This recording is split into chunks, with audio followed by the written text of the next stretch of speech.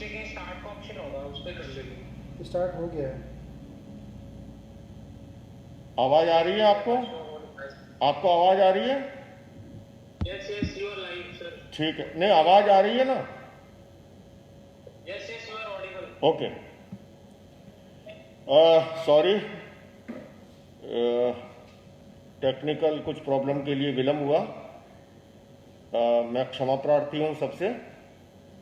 सर्वप्रथम मैं आज डॉक्टर दिवस के अवसर पर प्रोफेसर अक्षय आनंद जी सहित देश और दुनिया के तमाम डॉक्टर्स को, खासकर इस कोरोना महामारी के इस माहौल में जिस तरह से वो सेवाएं दे रहे हैं, मानवता की बहुत बड़ी सेवा कर रहे हैं और कहा है कि सेवा से बड़ा कोई धर्म नहीं। मैं इस अवसर पर अहिंसा विश्व भारती संस्था की ओर से, उसका संस्थापक होने के नाते जैनाचार्य लोकेश मुनि, आप सभी का, डॉक्टर्स का, नर्सेज, पैरामेडिकल स्टाफ का बहुत बहुत अभिनंदन करता हूं। डॉक्टर दिवस पर शुभकामनाएं देता हूं। आज हम चर्चा करने जा रहे हैं कोरोना महामारी के संदर्भ में जैन धर्म में योग। बंधुओं, मैं ये कहना चाहूंगा केवल जैन धर्म में ही नहीं, सभी धर्मों के अंदर आयुर्वेद में कहा, शरीर माध्यम खलु धर्म साधना। धर्म की साधना भी तभी संभव है जब हमारा शरीर स्वस्थ हो। और योग केवल हमारे शरीर को ही नहीं, जैन धर्म में 3 शब्द प्राप्त होते हैं, मनोयोग, वचन योग और काया योग। केवल शरीर को ही नहीं, हमारा मन, हमारी बुद्धि, हमारी इंद्रिय, हमारी भावनाएं, हमारी आत्मा, इन सबको योग स्वस्थ बनाता है। योग हमारे भीतर की नकारात्मकता को खत्म करता है और इसीलिए कहा चित्त वृत्ति निरोधो योग है। योग का संबंध हमारे स्वास्थ्य के साथ, हमारी मन की शांति के साथ, और जब मन स्वस्थ होता है, शरीर स्वस्थ होता है, तो व्यक्ति समृद्धि की ओर भी प्रस्थान करता है। जैन धर्म में हजारों वर्ष पूर्व, और उसका एक प्रमाण अगर मैं आपके सामने प्रस्तुत करूं, मैं जब प्रथम अंतर्राष्ट्रीय योग दिवस को यूनाइटेड नेशंस में संबोधित करने गया, उस समय उस मंच पर यूएन सेक्रेटरी जनरल बान की मून उपस्थित थे। हमारी भारत की तत्कालीन विदेश मंत्री बहन Sushma Swaraj ji, art of living के संस्थापक श्री रविशंकर जी सहित उस प्रथम अंतर्राष्ट्रीय योग दिवस के अवसर पर भी मैंने यूएन के मंच से कहा था कि जैन धर्म की जितनी भी प्रतिमाएं मिलती हैं, भगवान ऋषभ से लेकर के भगवान महावीर तक, वो सारी की सारी ज्ञान और योग की मुद्रा में मिलती है। कोई कायस्थ की मुद्रा में, कोई पद्मासन की मुद्रा में, कोई अर्ध पद्मासन की मुद्रा में, कोई ध्यान की मुद्रा में। कहने का मतलब, योग हमारी शताब्दियों, सहस्राब्दियों पूर्व की एक महान विरासत है। और केवल जैन धर्म में नहीं, भगवान बुद्ध की प्रतिमाओं को आप देखिएगा। तो मैं कहना चाहूंगा कि धर्म के क्षेत्र के अंदर भी यह कहा गया कि अगर शरीर स्वस्थ नहीं है तो आप धर्म की, अध्यात्म की साधना, आराधना नहीं कर सकते। शरीर के स्वास्थ्य के लिए भी योग जरूरी है। लोग विश्व शांति की चर्चा करते हैं। मैं अनेक बार कहा करता हूं कि शांति का संबंध पदार्थ और परिस्थिति से नहीं, हमारी मनस्थिति से है। अगर हमारा मन स्वस्थ है तो हमें हर वस्तु सुखद दिखाई, सुनाई देती है, लगती है। और अगर मन स्वस्थ नहीं है तो सामने 56 भोग भी हैं, तब भी वो हमें अच्छे नहीं लगते हैं। तो शांति का संबंध पदार्थ और परिस्थिति से नहीं, हमारी मनस्थिति से है। और योग हमारी उस मन की अवस्था को भी स्वस्थ बनाता है। आसन प्राणायाम के द्वारा सबसे पहले हम शरीर को साधते हैं, जिसको जैन दर्शन में काया योग कहा गया। और काया को साधने के बाद उससे आगे की अवस्था है वचन योग को। योग की भाषा के अंदर एक शब्द मिलता है खेचरी मुद्रा का। हमारी जीभ की स्थिति इस तरह से है हमारे मुंह में, उसको उठा के तालू की ओर लगाना, इस मुद्रा का नाम है खेचरी मुद्रा। और खासकर वर्तमान के संदर्भ में आजकल चंचलता अधिक है, एकाग्रता का अभाव है, और सफलता की जीवन में अगर कोई की है तो वह है एकाग्रता। व्यक्ति बिस्तर पर चला जाता है, घंटों तक करवटें बदलता है, नींद नसीब नहीं हो पाती है, क्योंकि विचारों की रील जब तक चलती है। लेकिन मैं जिस खेचरी मुद्रा को बात करता हूं, मन की चंचलता को खत्म करने के लिए, एकाग्रता के विकास के लिए रामबाण औषधि के रूप में, अचूक उपाय के रूप में, शर्तिया इलाज के रूप में खेचरी मुद्रा के प्रयोग को करके हम विचारों पर लगाम लगा सकते हैं। अगले ही क्षण आपको लगेगा जैसे कि किसी ने बिजली का स्विच ऑफ कर दिया हो। और जब स्वर यंत्र का शिथिलीकरण, दूसरा एक और प्रयोग है योग के क्षेत्र का, हमारा कंठ का ये भाग, हमारा स्वर यंत्र,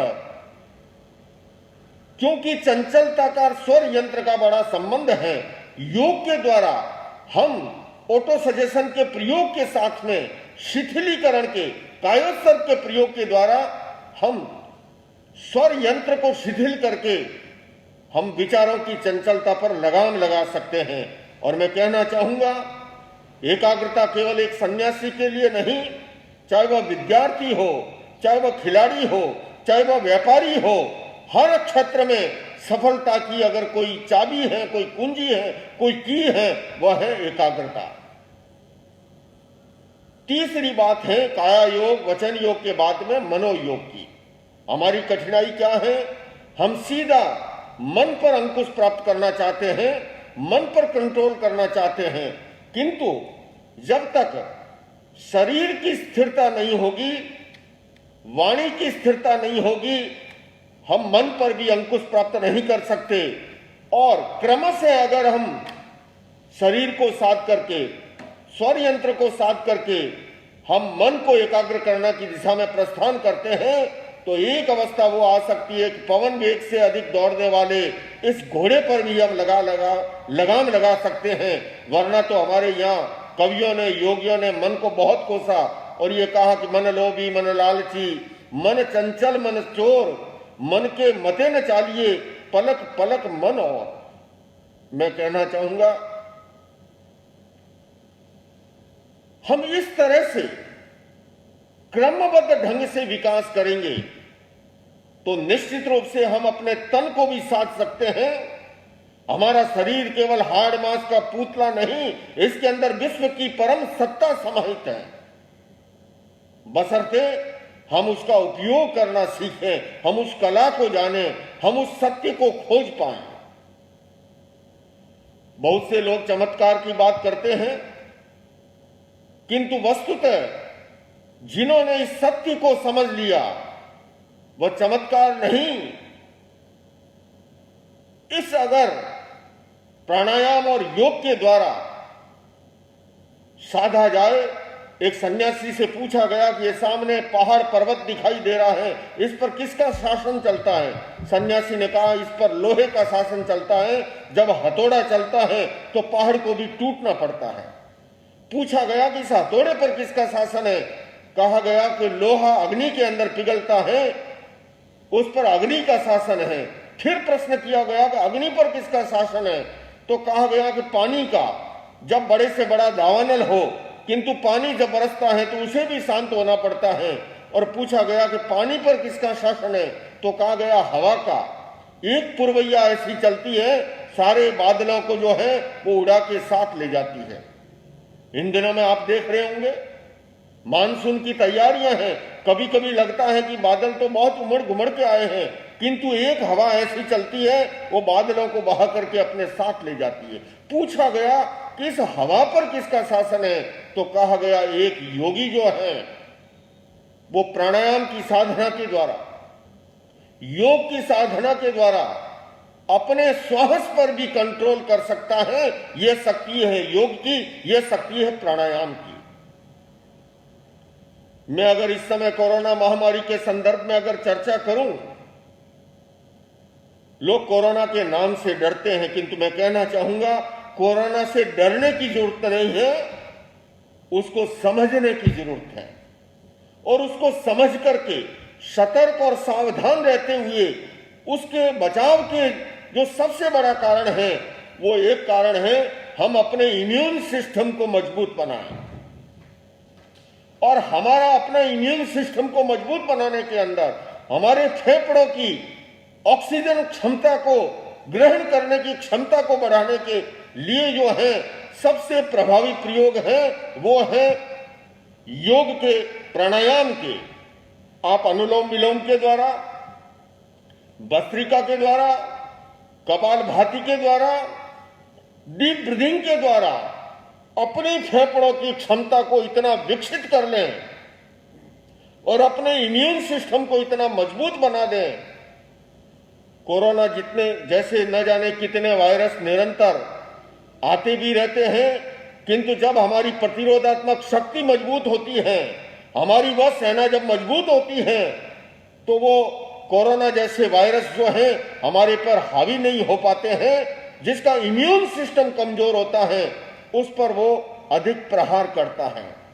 तो बंधुओं और बहनों, खासकर इस समय में मैं सभी डॉक्टर से भी आज डॉक्टर्स डे पर अनुरोध करना चाहता हूं, उनको बधाई देते हुए, उनका अभिनंदन करते हुए।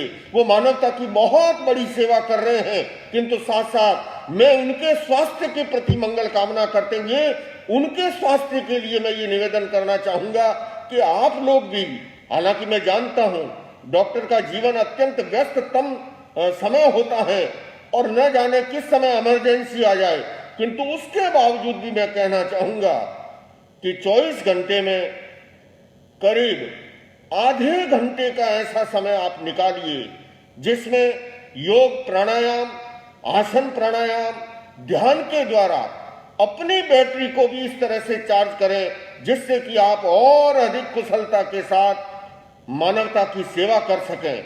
इसलिए मैं निवेदन करना चाहूंगा। और ध्यान और योग ही एक ऐसी विधा है जिससे जीवन के अंदर बदलाव आता है। बदलाव केवल, जैसे मैं अभी आपके सामने चर्चा कर रहा हूं, चर्चा उपदेश जो है, सिद्धांत जो है, हमें केवल मील के पत्थर की तरह हमें दिशा बोध कराते हैं, किंतु मंजिल को प्राप्त करने के लिए चलना होता है। ठीक उसी की तरह से प्रयोग के द्वारा हम जीवन में बदलाव ला सकते हैं। हम प्राणायाम के प्रयोग के द्वारा, मेडिटेशन के प्रयोग के द्वारा, कायोत्सर्ग के प्रयोग के द्वारा, और जीवन में बदलाव केवल प्रयोग से आता है। मैं अहिंसा योग और मेडिटेशन सेंटर पर शिविरों का संचालन करता हूं। हम लोग शिविर लगाते हैं, जैसे एंगर मैनेजमेंट का, स्ट्रेस मैनेजमेंट का, सेल्फ मैनेजमेंट का। और मैं आपको निवेदन करना चाहता हूं कि योग और ध्यान का कितना प्रभाव है। मेरे पास ऐसे सैकड़ों उदाहरण हैं, गुस्से के कारण से जिनका जीवन नरक की तरह बन रहा था, घर परिवार दुखी था। मैं फिर कहना चाहूंगा, बदलाव केवल प्रयोग से आता है, केवल सिद्धांत और चर्चा से नहीं आता है। अमेरिका के तत्कालीन राष्ट्रपति बिल क्लिंटन से मेरी जब इंडिया में भेंट हुई सन 2001 में, मैंने उनसे उस समय कहा कि आप पीस और नॉन वायलेंस पे कॉन्फ्रेंस करते हैं। मेरे हिंदुस्तान में तो एक एक सन्यासी लाखों की भीड़ जुटाने की क्षमता रखता है, किंतु मैं कहना चाहूंगा कि बदलाव केवल उपदेश और सिद्धांत से नहीं, वो प्रयोग से आता है। और मैंने ये प्रयोग करके देखा है और मेरे पास ऐसे हजारों हजारों उदाहरण हैं। अगर किसी को तनाव अधिक है, फिजिकली, मेंटली, इमोशनली, हम रिलैक्सेशन का प्रयोग कराते हैं योग के अंदर, कायोत्सर्ग का प्रयोग कराते हैं, और ऐसे अनेक उदाहरण हैं कि जिन्होंने रिलैक्सेशन के प्रयोग के बाद मेंटली, फिजिकली, इमोशनली तनाव से मुक्ति पाई, डिप्रेशन से मुक्ति पाई। नशे की आदत के बदलाव के लिए योग और ध्यान के साथ कान के पास प्रयोग कराते हैं। और मैं केवल कपोल कल्पनाएं नहीं, साइंटिफिक उसका कारण है। साइंस क्या है? हमारे ग्रंथि तंत्र के हार्मोन्स हमारे नाड़ी तंत्र में मिलकर के हमारे जीवन व्यवहार को प्रभावित करते हैं। किंतु मैं एक दूसरी बात कहना चाहूंगा, वैज्ञानिक लोग सत्य की खोज प्रयोगशाला में करते हैं उपकरणों के माध्यम से। हजारों वर्ष पूर्व हमारे ऋषियों ने इस शरीर को ही प्रयोगशाला बना डाला और उन्होंने विविध प्रकार के प्रयोगों से देखा कि किस प्रकार के क्रियाकलाप से क्या प्रभाव होता है शरीर पर। और मैं साइंटिफिक ढंग से आपको निवेदन करना चाहूं कि उससे हमारे ग्रंथि तंत्र के हार्मोन्स में बदलाव आता है। और हमने देखा कि 10 दिन के प्रयोग के बाद एक नशेड़ी व्यक्ति, बशर्ते उसकी बदलने की इच्छा होनी चाहिए, अगर उसकी इच्छा नहीं है तो हमारा प्रयोग भी फेल हो जाएगा।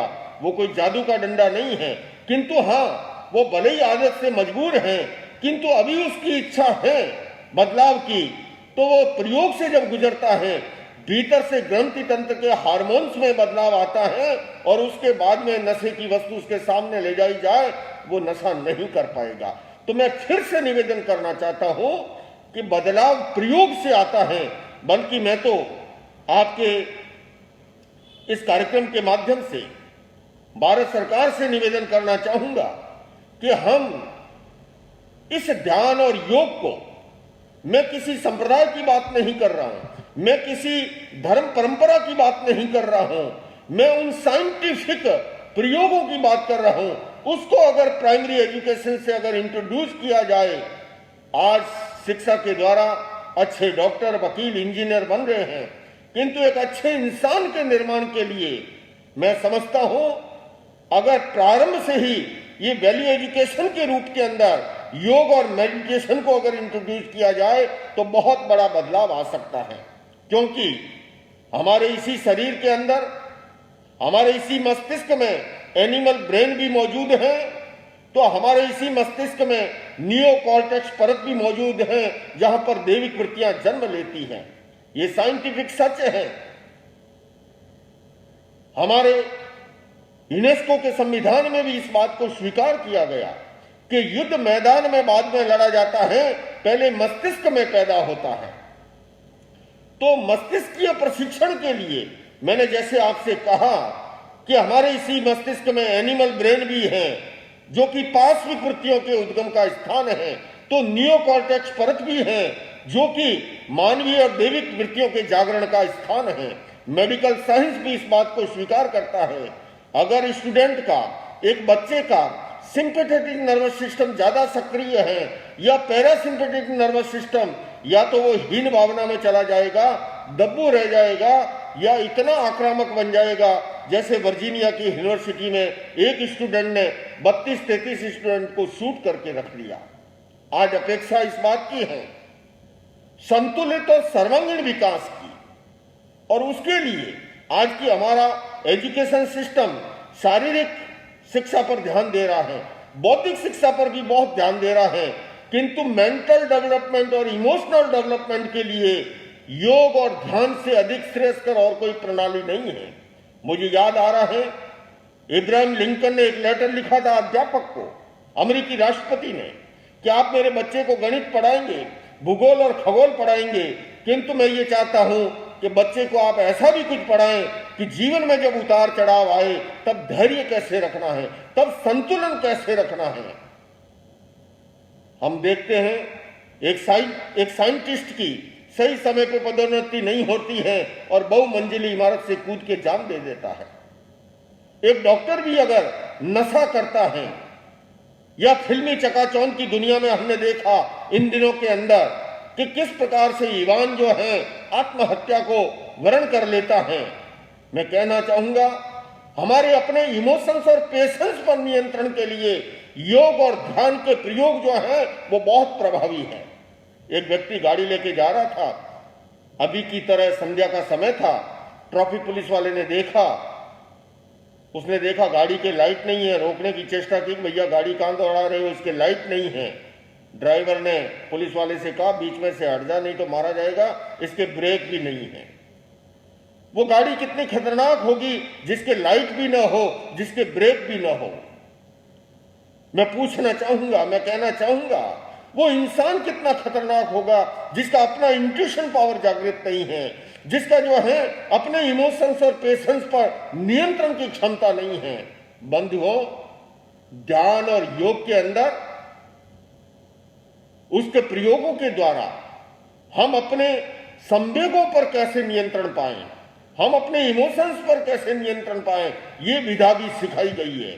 जैन धर्म में भगवान महावीर ने 12 वर्षों की तपस्या के बाद उन्होंने लगातार जो है तपस्या, ध्यान और योग को माध्यम बनाया और जीवन में जितने भी कष्ट या परेशानियां जो आई, लेकिन वो ध्यान और योग की एक अलग दुनिया के कारण से उन कठिनाइयों को भी उन्होंने हंसते हंसते झेल लिया।